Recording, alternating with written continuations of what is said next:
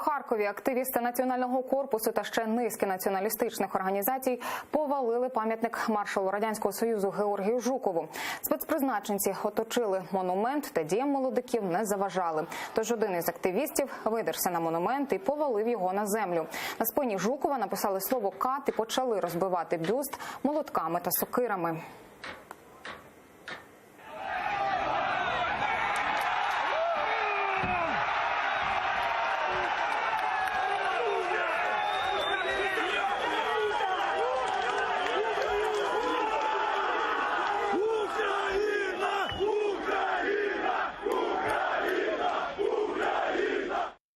А на самому постаменті, де знаходився Жуков, активісти встановили прапор України, а потім пішли до місцевого палацу спорту.